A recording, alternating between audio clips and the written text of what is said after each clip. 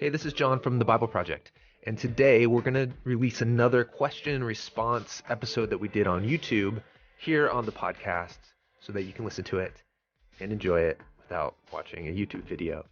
This question and response was on the topic of holiness. So some of the questions we answered were, does holiness mean perfection? How could some ground be holy ground, like Moses and Joshua encountered in the Bible, when God is everywhere? Shouldn't everywhere be holy? In the New Testament, is the focus on holiness mainly moral purity? Since God's holiness is dangerous, how are people in Genesis able to interact with God? And John says God is love, but Isaiah says God is holy, holy, holy. Is this a contradiction? We'll jump into all of these questions. Looking forward to it. Here we go.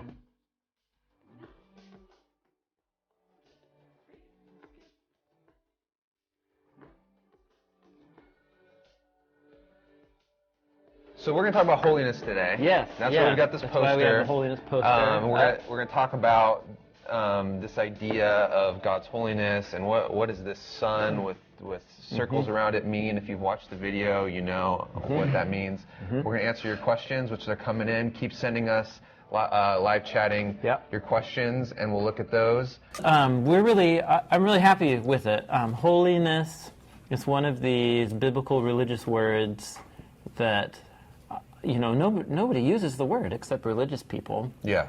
Or about religious people, like the phrase. It's a negative thing. He thinks he's holier than thou. Is a phrase that many non-religious people might use to kind of make fun of religious people. But it's the biblical concept itself is just completely foreign. And unfortunately, I think for most religious people, it gets reduced to moral goodness, which is why we started. That's what I think about when I think about being holy. So when Jesus says, be holy as God is holy, Jesus says that? Does he say that? Well, he said be complete. Be complete. Or perfect. Right. But he uses the word holy, right? Peter, in his letter, says, be holy as God is holy. Oh, He's that's quoting Peter. A line from Leviticus. Okay. Yeah. It's in the Bible. Jesus doesn't say be holy? He says he doesn't use the word holy? He uses the word clean, pure and impure to talk about foods and then the state of people's hearts. But holiness, off the top of my head, the teaching of Jesus where he says be holy. Yeah, he says be perfect. That's what I'm thinking be of. Perfect that's is what I'm the thinking New of. International Version. And that translation of it. Yeah. Okay, that's what I Be perfect as your Heavenly Father. And that's not the word holy. Different. Yeah. Different word. Different word. But regardless, Peter says be holy. Yeah. He's quoting from Leviticus. And growing up in the church, to me that meant be a good person, don't do lame things. And that's being holy. It is moral purity. Yeah, that's right. So with most of biblical concepts, usually, in the popular imagination, there's some truth reflecting what the Bible says about it, but it's usually a half-truth or it's a really reduced version of it. And so common assumptions about what holiness is a good example of that, where it's such a big, huge, rich idea in the Bible, and moral goodness is one piece of it, but it's a piece that only comes, and you can really only understand what it is if you get the whole big story and the idea around it. Well, Sean Horton actually has a question that'll help tee that up. Okay. So Sean Horton asks, in the Bible, does the idea of holiness mean perfection, or does it just mean separated, cut apart from? I've heard that before growing up in the church, that holiness means being set apart. Yes. Yeah, that's it. That's the most basic meaning of the word. So in Hebrew, 3/4 of the Bible, the word's kadosh for holiness in Hebrew. And so that's the main one we're operating with. And so the idea at its core, yes, means to be distinct or unique from, set apart, something that's set apart. So that's where we actually began the video, was with this metaphor of the sun, because I don't know. The sun. Yeah, the sun. This is a sun. So Holiness can refer to all kinds of things in the Bible. It can refer to a day on the calendar, a room, a space, certain kinds of people. Forks can be holy. So, but why is something holy? Something is holy in the Bible always because it's in some close relationship to God. Okay. And so anything that's holy, its holiness is derivative. It's set apart because it's connected closely to God, who is the ultimate holy, unique, one-of-a-kind, set-apart being. There is a place in the Old Testament where all of that gets condensed into a really helpful place. We made it a centerpiece of the video. That's Isaiah. The prophet Isaiah has a vision of God's throne room. And he hears these angelic creatures screaming out that God is Kadosh, Kadosh, Kadosh. He's holy, holy, holy. And then those creatures explain what that means. They say that the whole earth, all of creation, is filled up with God's kavod, with His glory. Yeah. So there's a lot of concepts overlapping here, but it's God's role as creator. So God is the one and only being with the power and creativity to make everything that is, so that creation is a testament to God's honor and glory and goodness. And so what is it that makes God kadosh? What makes him set apart? He is the creator. Yeah. Like no one else on the planet or in the universe that we know of could create this reality. Yeah. That's unique To to live God. in the universe is to be a created thing. A created thing. Yeah. So everything has something in common, which is we've all been created. Yes. Except for God. So that sets him apart. That's right. Which is really significant. That's right. So what's important about that vision of Isaiah is it's giving us the core grounding idea of what it means for God to be holy. He's set apart, he's other from all created things as the author and creator of all of life. So that's the core idea, and so that's good. God's holiness is good. We exist because of it. Okay. It's His power and creativity. And to bring it back to the sun, the sun's a good metaphor because there's only one sun in our solar system. Correct. And so it's unique. It's the only one. But it's unique also because it's emanating an energy that gives the ability for life. That's right. And so the metaphor breaks down. Yeah, it's but not perfect. It's not a perfect metaphor. It's not perfect, but it's a good one. But in the same way the sun creates life, is the originator of life. It's not really the originator, but it creates the source of life. It's source of life. It sustains life here. No sun, we're gone. Right? I don't know how quickly we would all disappear. But it would take 7 minutes for us to notice the sunlight was gone. Oh, that's a good because that's how long it takes. Take it to Earth. Yeah. Anyways, but so that's how God is holy. But so let me ask you then, how are we supposed to be holy? What does that mean? We can't be a creator, originator, sustainer of life like God. Yes. What does that mean? So the idea of holiness then is that for something to be holy, like in the Bible and Israel, it means for somebody to have some kind of special relationship with the Creator God that brings you into proximity of God's presence. And that gets concentrated in all of the ideas around temples in the Bible. That temples are this unique place where the one and only holy God takes up a unique and special kind of residence. And if you want to go close to the temple, where God's holy presence is, you can't just waltz in there as if it's any other place. You have to acknowledge its uniqueness. I'm entering in, just like you would probably wear a suit if you got invited to have dinner with the president or something like that. Right. I never wear suits. I hate wearing suits. I think they're the most oppressive clothing in the world. But I would wear a suit to acknowledge the unique status, the holy status. Would you wear a tie? Totally. Yeah. Wouldn't you? I don't know, it's a little baller just to kind of have collar open. Yeah. No, dude. You don't pull any creative stuff when you have dinner with the president. All right. So it's the same idea. I acknowledge God's uniqueness by treating this space as sacred, holy. And so any person who goes into that space, the clothes that you wear, the state of being that you're in. All of that has to be. So when we're unique called the to be holy in Leviticus, when the ancient Israelites were told to be holy, that was them not trying to be like God and create universes. It was to put themselves in a state in which they can respect and honor God's holiness. That's right. So it's different for a human to be holy than for God to be holy. Yeah, human holiness is always derivative. It's a response to Derivative, God's. explain what that means. Oh, it means God is the source of holiness. Okay. And if I want to become holy, it's by honoring and acknowledging God as the creator and author of life. And I'm going to disassociate myself from anything that is anti-life. Okay.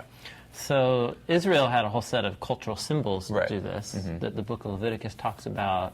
So if you've touched dead bodies or reproductive fluids or blood or mold, you can't just waltz into the temple courtyards. That is wrong. It's not wrong to have touched those things and be impure. What's wrong is to be in an impure state and waltz into holiness. So I just want to make sure I'm really clear on this. Yeah. For God to be holy, He's uniquely the creator, sustainer of life. Correct. For us to be holy means something different, which is we are putting ourselves in a position that honors God's status of creator, sustainer of life, and so that we can then connect with God in some way.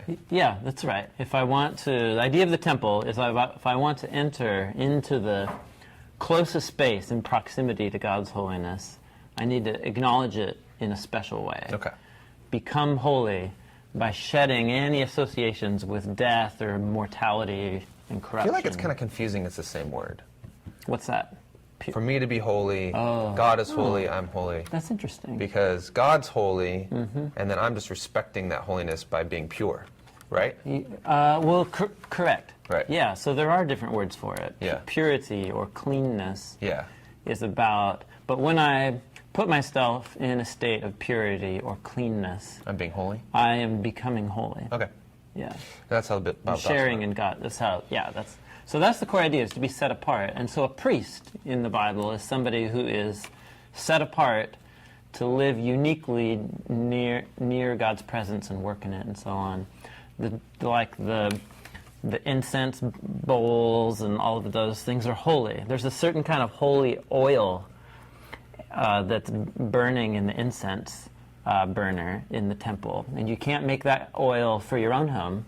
It's set apart It's set to be apart. a part Yeah, of this. that's the idea. So there you go. So that's the core idea, is set apart, to be in the presence of the one who is ultimately set apart as the author and creator of all of life. That's the core idea of holiness. Which then in the video we create a storyline out of by introducing a plot conflict. Which is A way of thinking about the story of the Bible, that God is the author and creator of all of life. And we need to respect that. That's right.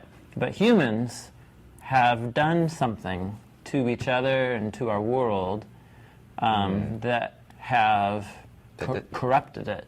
And disrespects it. And disrespects God's holiness. And so, paradoxically, God's holiness, which is good and the source of all life, actually becomes a threat. Becomes dangerous. Dangerous. And that's why the metaphor like of the the sun. sun is great. Like the sun makes everything grow. It's beautiful, Yeah. but get too close to it, Yeah. and it's going to Or spend a day at the lake or the beach without without sunscreen on, and the sun will wound you. Yeah. Like hurt you Right. bad. Yeah. And not because the sun is bad. It's just because the sun is what it is. The sun is so good. It's so unique and holy and powerful. Its power and goodness are dangerous to me as a mortal creature. Yeah.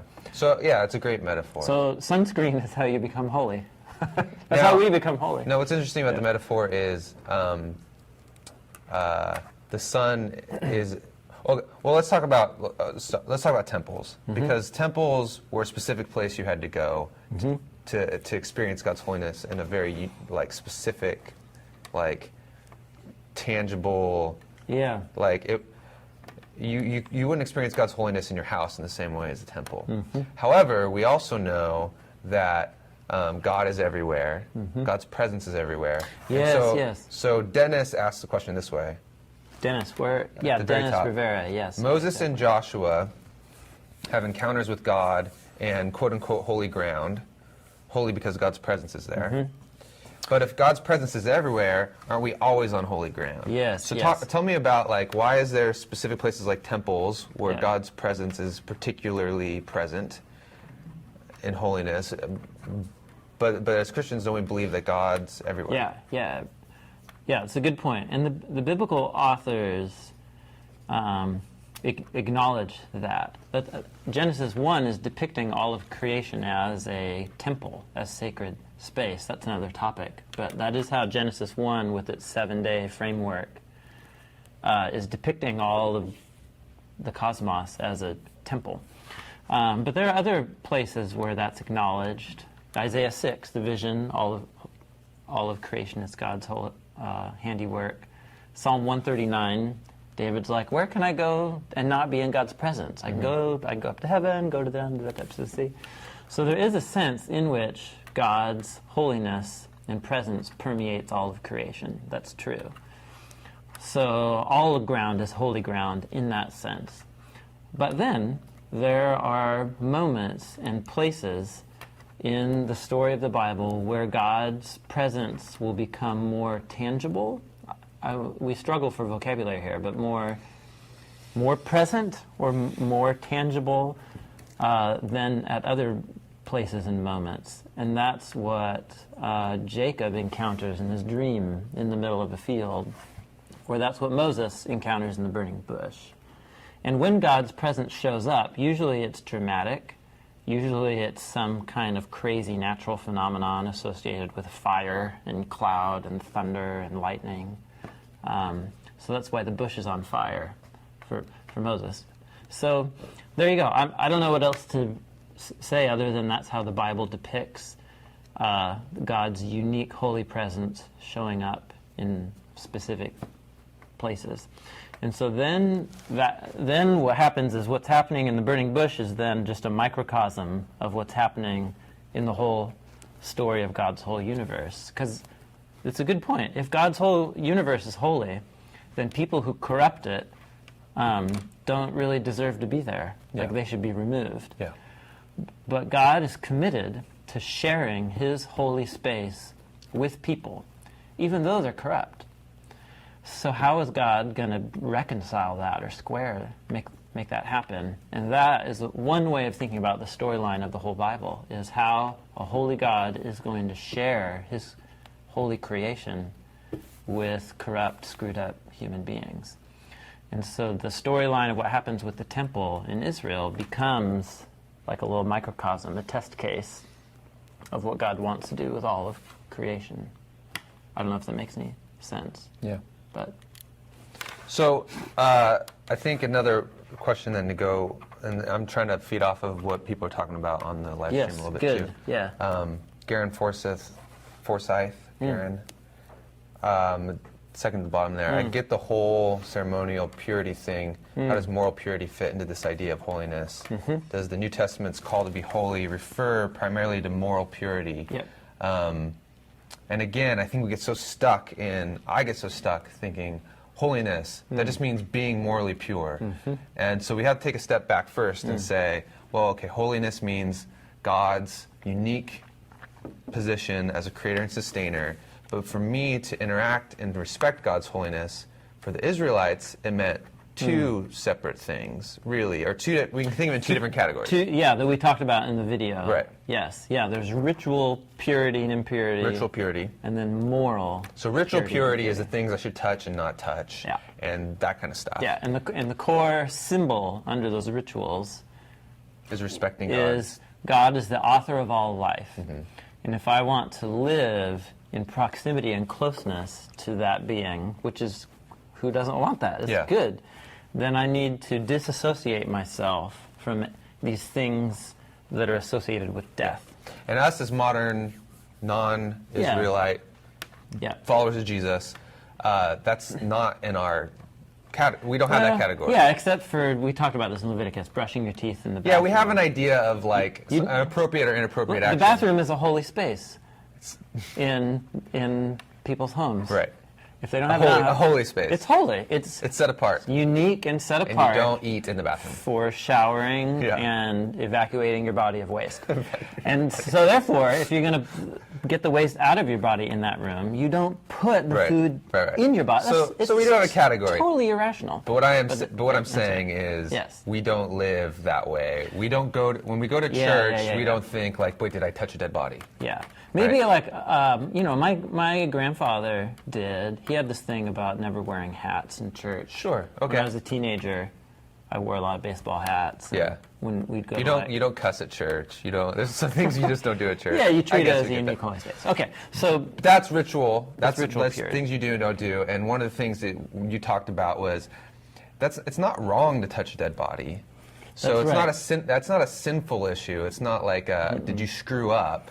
It's just a ritual practice to respect the space. What's wrong or sinful is to be in that ritually impure state and then just waltz into the temple, even though that's breaking the rules of what God asked me to do. But then there's also moral purity. Yeah, so what happens in Leviticus specifically then is that language of pure and impure, or holy and unholy, that gets applied to moral behavior. So Israel was supposed to do the ritual purity stuff, but they were also supposed to be pure in their moral behavior. And that is a way that holiness can refer to moral goodness in the Old Testament.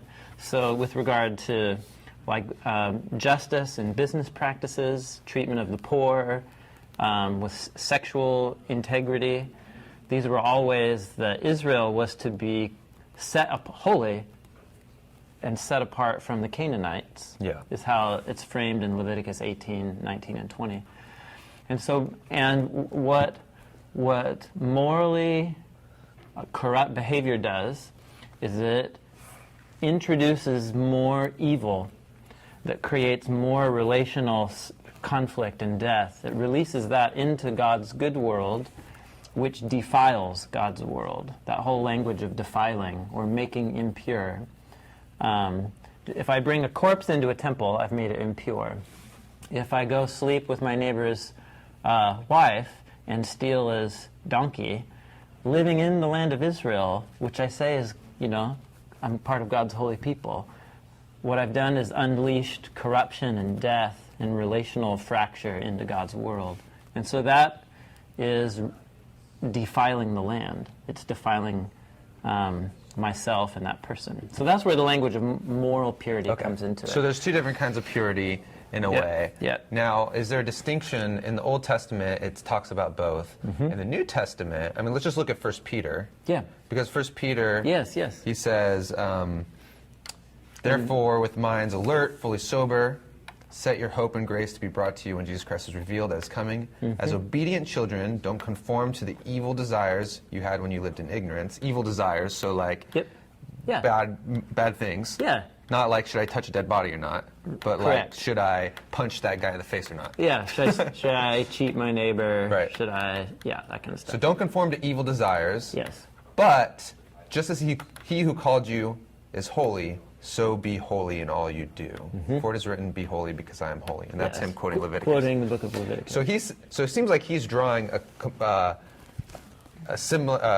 parallel between don't punch your neighbor in the face, don't be immoral, and being evil holy. desires, and being holy. Yeah. He conflates the two. That's correct. And and he's being faithful to the book of Leviticus when he does that. Well, wouldn't Leviticus say, well, that's one sense of being holy. The other sense is don't touch dead bodies and don't. Yeah, that's right. So, but he's not talking about whether or not you touch dead bodies. No. So the whole one of the ways the apostles, the earliest followers of Jesus, worked out is that Jesus was the very embodiment of God's holiness. And so that in Jesus and the gift of his Spirit to his followers out in the world is that all creation is now truly God's holy space. Okay. And it's no longer just the temple. God's holy space isn't limited to one geographic place. Okay. It's everywhere. Because of Jesus and the Spirit. And so, that's why that's why in 1 Peter, right before then, he talks about the church, Jesus' followers, as the temple, as being the stones of this temple. And so, if we are the temple as Jesus' followers, and if we are the priesthood who serves in the temple, what kind of behavior is appropriate? And then he quotes Leviticus, being holy, which for ritual purity then it doesn't apply. That was a part of the story specific to Israel living in the land with the priesthood serving at the temple. But the early Christians, Jesus himself said he came as the fulfillment of all of those realities. But the moral purity is about being human. It's about a way of life that fits with the grain of God's good world. It's about a way of life that brings and creates goodness. And so behaviors that destroy relationships, behaviors that distort my humanity, that defile someone else's dignity as an image of God human, those are impure behaviors.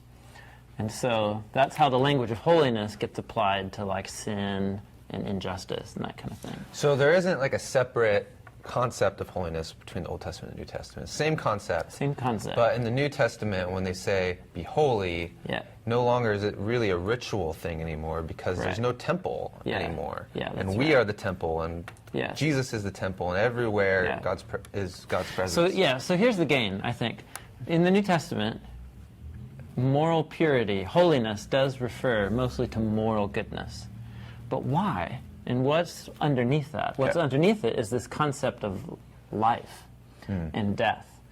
That behavior that creates goodness and life and beauty, that is appropriate behavior for people who live in the universe of a holy God. Behavior that destroys relationships, that distorts my own humanity, this is behavior that causes death in God's good world, and it's inappropriate. And so it takes holiness and it puts it into the framework of a much larger story. Not just like, be a good person, that's a bad person, you're unclean. Be a good person, check off this list of things, do the right thing because you're supposed to do the right thing, and just becomes rote, and you're just like, why?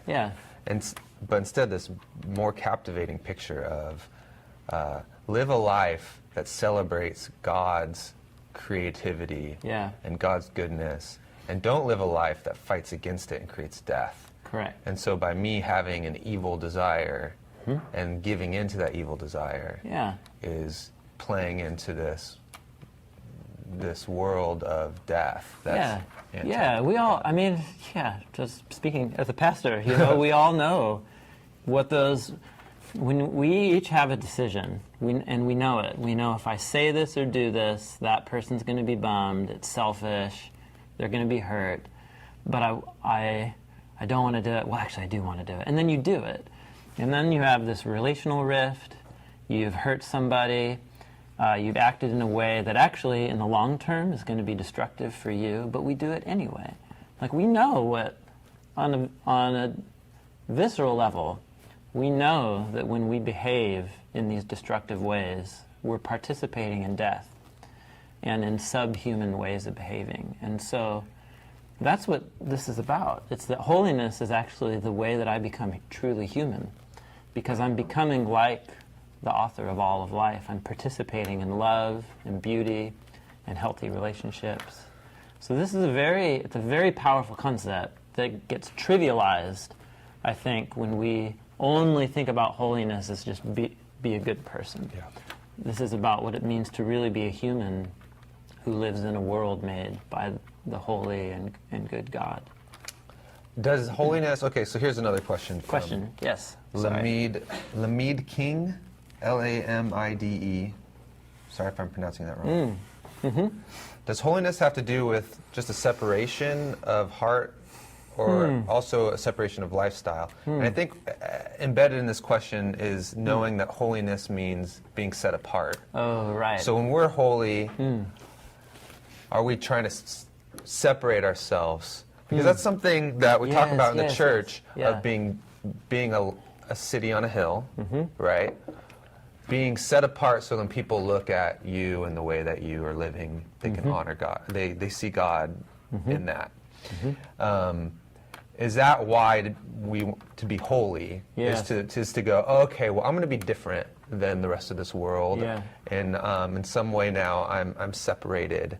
There's like almost like a caste system now in a way of like, you know, you're unholy, I'm holy. So in Leviticus, right on through the New Testament, there are some things that Israel and then followers of Jesus were to not do to set themselves apart from the culture around them. And that was one way of being holy. So the main ones highlighted, actually, in the Old and New Testaments is what God's people do with money, what they don't do with money, and what they don't do with sex. There's something money about and sex. Bodies. Something about sex and money that tell the truth about a person's ultimate value system. And so Israel was to be a nation known for extreme generosity and care for their poor and vulnerable. And they were to be a nation of people committed to monogamous covenant relationships as the only place where people have sex, to reproduce other humans in the context of covenant families. So that set Israel apart. It sets the followers of Jesus apart in the first century and the 21st century still today. And that's because there are things that humans do with money that are extremely destructive. I don't think I need to make an argument for that. There are things that people do with sex that are very destructive. And God's people are to not participate in that. But then on the flip side, there are things that God's people are to do, not just not do, but they're to do them, and that will also set them apart. So if they're not to be unjust or corrupt with money, they are to, with like generosity for the poor.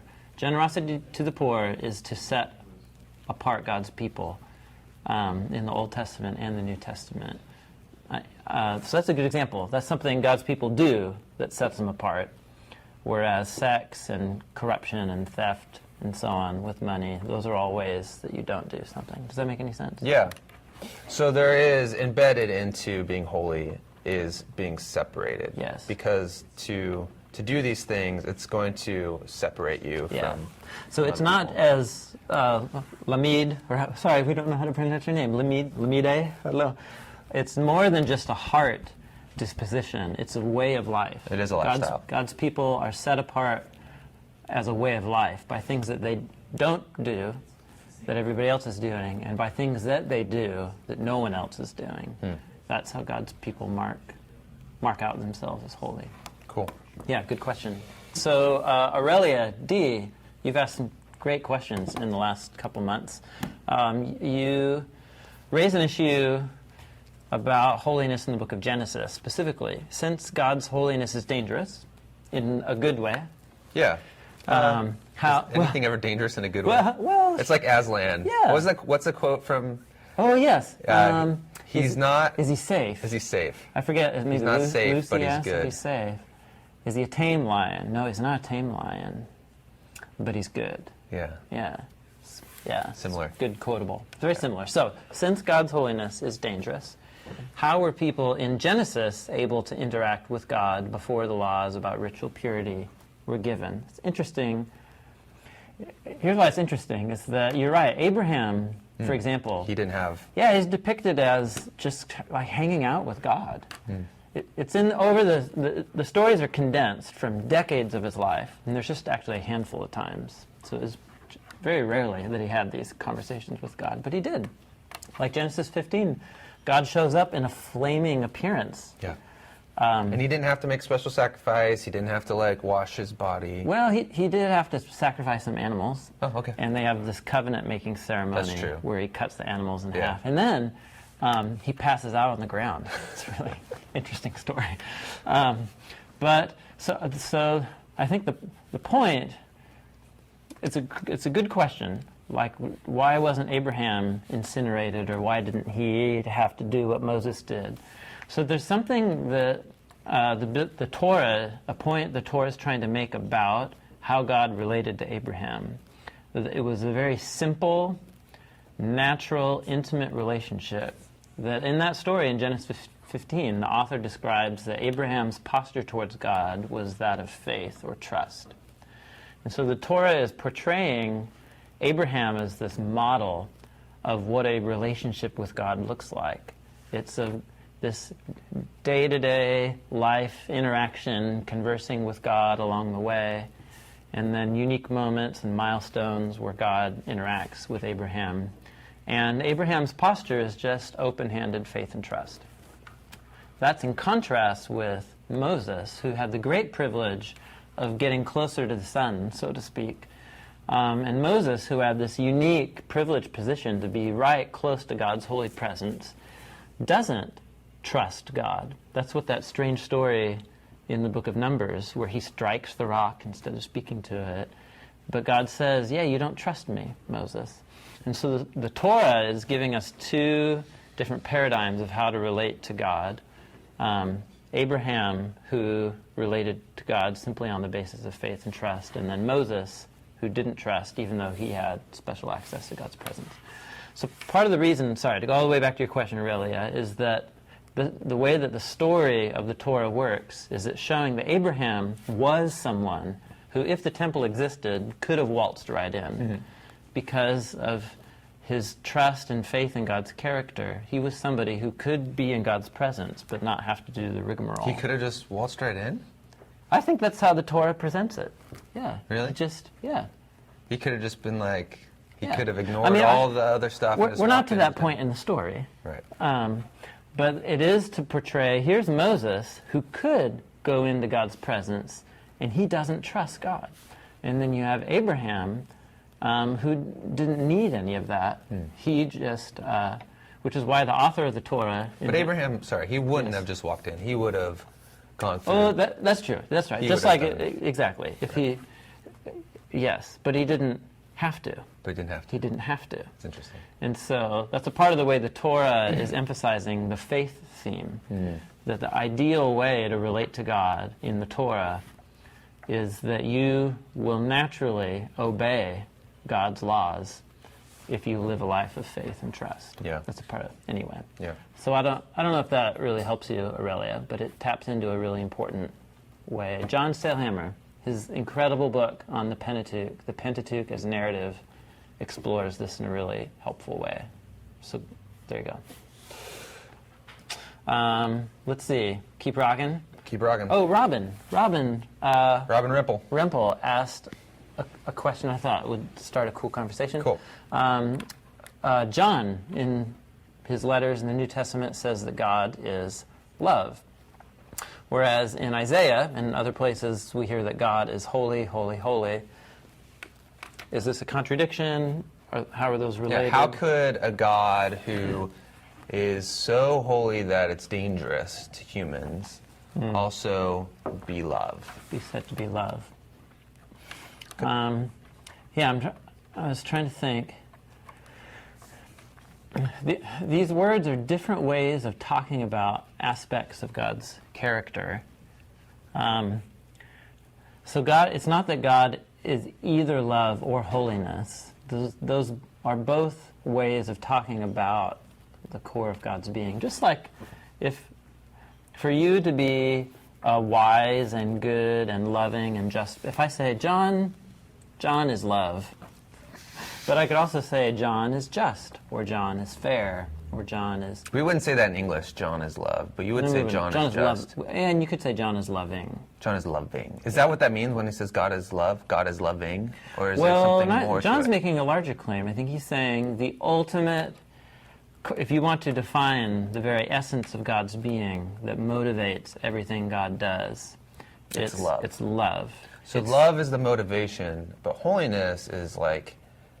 Not really. It's not a motivation. It's almost like the essence of God's nature. An essence. It's His nature. His nature as being the unique, one and only, set apart. But okay. Right. So that's helpful because then they become complementary. It's like so. My nature is. I mean, my nature is just I'm a Homo sapien and I've got whatever my needs and desires and whatever. That's my nature. God's nature is the creator sustainer of life. Yes. And we'll call that holiness. Yes. My motivation might be I'm hungry, I'm thirsty, I'm angry, I want money, whatever my motivation is, or I want friends, or I want whatever. God's motivation is love. Correct. Yes, because a holy God could act in all kinds of different ways. Oh, yeah. A God who's truly holy and set apart from death. Doesn't have to be loving. He doesn't have to be loving. A holy God could wipe us out for everything that we've done to his world and to each other, and he would be good and just in doing it, but he wouldn't be loving. So love is something about the holy God's posture to people who are screwed up. Yeah. And that's why the reason John says that is because in Jesus the holy God is revealed as a God of love. And so they aren't, you could say that from our vantage point they're in tension with each other, because we think, well, either you're going to be holy and eradicate death and evil, or you're going to be loving, which is to forgive your enemies. And the story of the Bible is a revelation of how God is both of those perfectly. And I'm just realizing, this is a really great question from Robin, because the way she's saying, is this a contradiction? But it's not a contradiction, but there is tension here. There's a tension. And that tension, you explore that tension, and that is, in one way, a filter you can think about the entire story of the Bible, is that tension. How does a holy God who is motivated by love and wants to live with humans and to create with humans, how is he going to do it? How is that going to work? Because God is committed that his holiness permeates all of creation and all of humanity. He's committed to that purpose for his creation. And how does he... But the question is, how will he bring that about? In a way that honors love. Yeah, and so one way could be to, wipe everybody out, just like if you flew a rocket to the sun, it would destroy it. What you kind of did. And so that was what we tried to do in the video, the way that Jesus reversed what you would think a holy God would do. But in fact, what this holy God wants to do is unleash his holiness into the world in a way that it transforms and heals people rather than destroys them. And that is, you're right, it's a way of thinking about the storyline of the whole Bible.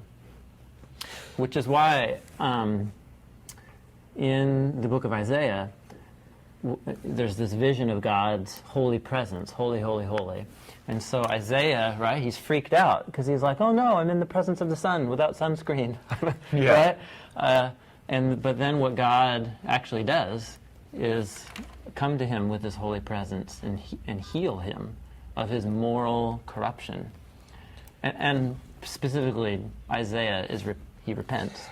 This is really hitting a nerve with people. I'm watching the chat because there's this tension of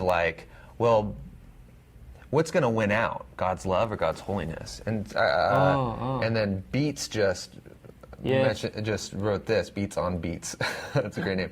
Is God more concerned with his holiness than with his love? For example, is love the method and holiness the priority? So if one had to win, which one will win? And in a way, this is another way to say how big is hell? That's another way to talk about this. So part of this is, it's a way of, we didn't get to this in the video because it would add another 3 minutes to it. It wasn't part of the purpose. But it's the way that the cross fits in to the storyline, because the death of Jesus becomes the way that God justly deals with death and evil and corruption. He destroys it. He puts it to death. By taking that death into himself through the death of Jesus. And then in Jesus' resurrection from the dead, it's about life. It's Jesus being recreated as to be a part of the new holy creation. And so the way that God's holiness and love meet together is in the death and the resurrection of Jesus. So God does eradicate evil from his world by punishing it justly. It's called the crucifixion. That's what Christians believe about the cross. And that God did that instead of doing that to all of us. And so even though there's a tension, I think part of the core Christian belief is that in the death and resurrection of Jesus, God's holiness and love meet together perfectly, so that he can spread his holiness through Jesus to permeate all of his creation. And so the question after that is simply, for me, living post-Jesus, am I going to submit myself to Jesus and what he did on my behalf, or would I rather not be a part of the holy creation he's trying to make? Yeah, resist it. And if I resist it, then God will honor that choice. And here we get into the Bible's depiction of judgment, of the existence, what it means to live in the contradictory. It's a contradiction. It's living in a contradiction, because I'm choosing not to participate in the very thing that sustains my life and existence. And you're choosing not to participate in the very thing that will one day permeate all of creation. Correct. Yes. So what's going to happen to you? Yeah. You're fighting against... Yeah. You're fighting against something that can't be defeated at this point, because Jesus showed that it and that's why in the has been defeated. That's why in the teachings of Jesus and the rest of the apostles, hell is not only a future reality, it's something that I participate in and create now. That's why James says that when you insult James chapter 3, that whole thing about the tongue, he says when we curse and insult other human beings, we unleash hell into God's world. We defile people. We unleash death. And so the whole thing about the living dead, it's zombies in the New Testament. You can live in a state of death right now, or you can live in a state of holiness and true life right now. And then whatever future destiny is all about, it's just following through on the trajectory that a person's already on in the present. And that's why Peter says, be holy as God is holy. It's a way of becoming truly alive. Wow, so there we got on that tangent. Yeah. But if anybody's interested, I have up on my website, timmackey.com, a 4-hour set of lectures on heaven and hell and final judgment and so on, with tons of notes.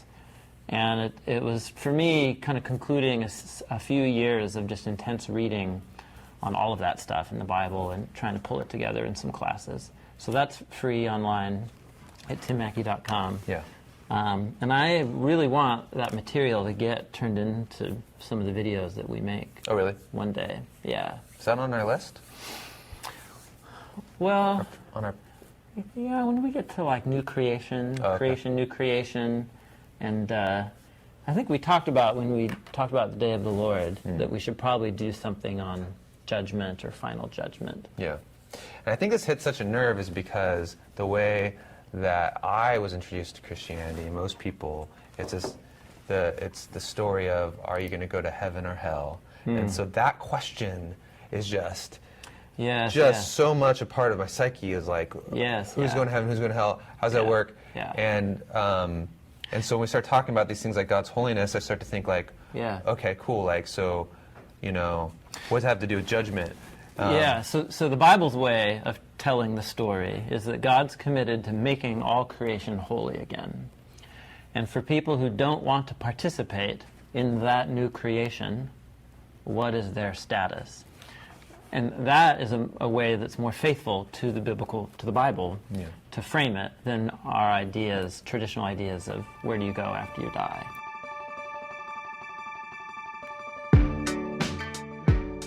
Thanks for listening to this podcast episode. We're really thrilled to be able to put out this podcast every week now. We enjoy your feedback. We love to read your reviews on iTunes when you send those in, so thank you for those of you who have done that. And if you like this podcast, you can help us by giving a review or sharing it with other people.